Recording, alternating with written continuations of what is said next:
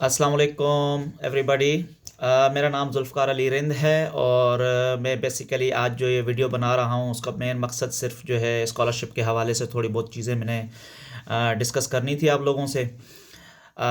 अभी तो मुख्तलिफ़ किस्म की स्कॉलरशिप्स हमारे पास आई हुई हैं और हमारे जो यूथ है उसको चाहिए कि वो इस स्कॉलरशिप्स की जो फैसिलिटीज़ हैं या ये जो अपॉर्चुनिटीज़ हैं इनको अवेल करें ना। तो मैं ज़्यादा स्कॉलरशिप्स पे जो है बात नहीं करूँगा। मैं जो बात करूँगा सिर्फ़ सीएसई के स्कॉलरशिप्स पे बात करूँगा, जैसे चाइनीज़ गवर्नमेंट की जो स्कॉलरशिप होती है, चाइनीज़ स्कॉलरशिप काउंसिल की तरफ से जो स्कॉलरशिप आती है उसकी बात करूँगा।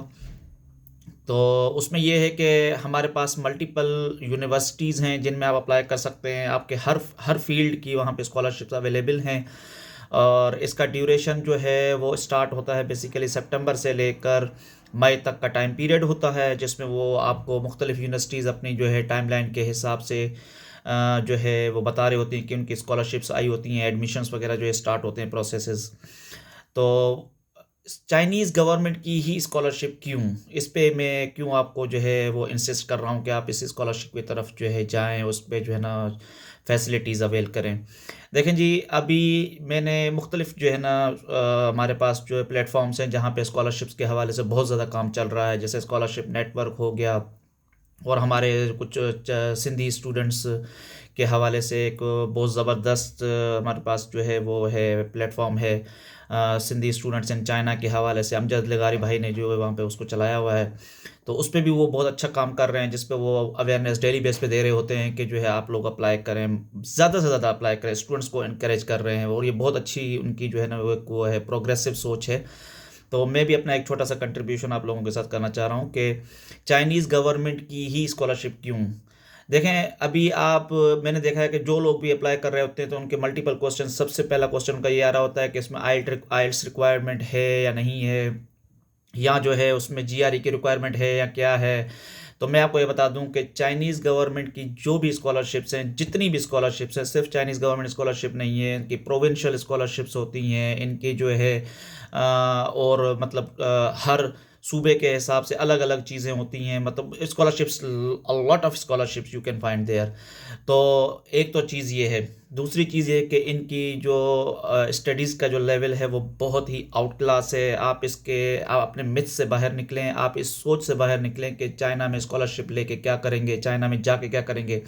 चाइनीज़ यूनिवर्सिटीज़ का कोई स्कोप नहीं है। तो मैं आप सबको ये कहूँगा कि चाइना को आप अवेल करें, चाइनीज़ यूनिवर्सिटीज़ को अवेल करें। चाइनीज़ की जो यूनिवर्सिटीज़ हैं उनमें जो एजुकेशन सिस्टम है वो आउट क्लास है। उनके जो रिसर्च लैब्स हैं, उनके जो वे ऑफ टीचिंग है वो आउट क्लास है। तो आप लोग बहुत ज़्यादा चीज़ें सीखेंगे, लर्न करेंगे, कल्चरल डाइवर्सिफ़िकेशन है, कोई रेसिज़्म नहीं है। तो एक तो चीज़ ये है जिसकी वजह से मैं आपको कहूँगा कि आपको चाइना की तरफ जाना चाहिए, सोचना चाहिए, ठीक है? और दूसरी चीज़ ये है कि इनका जो टाइम पीरियड है मैंने आपको बताया हुआ है कि क्या नाम है, सितंबर से लेकर मई तक की हैं। मुख्तलिफ़ यूनिवर्सिटीज़ हैं, उनमें आपको लातादाद स्कॉलरशिप्स मिलेंगी।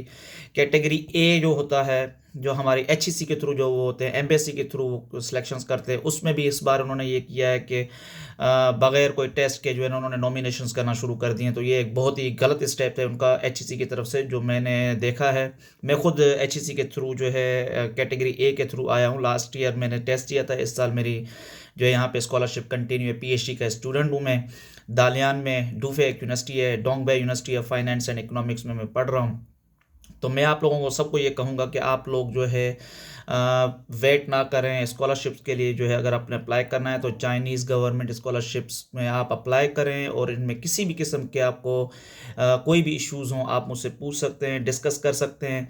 और उसके अलावा जो डॉक्यूमेंटेशन के हवाले से चीज़ें हैं वो मैं आपसे कुछ दिनों में नहीं बल्कि मैं आज या कल तक ही आपसे इन चीज़ें शेयर करूँगा कि आपको कौन-कौन से डॉक्यूमेंटेशन की तरफ जो है जाना है, कौन-कौन से डॉक्यूमेंट्स आपने प्रिपेयर करने हैं, कौन-कौन सी स्कॉलरशिप्स हैं जो आप अवेल कर सकते हैं इसमें।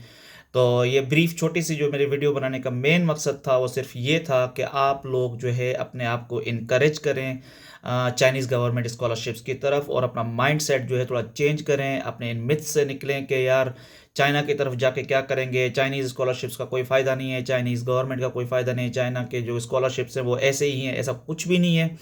और आपको किसी भी हवाले से इसमें कोई भी इश्यू हो आप मुझसे डिस्कस कर सकते हैं। तो फ़िलहाल के लिए मैं आपको आज तक के लिए तो ये चीज़ें शेयर कर रहा हूँ।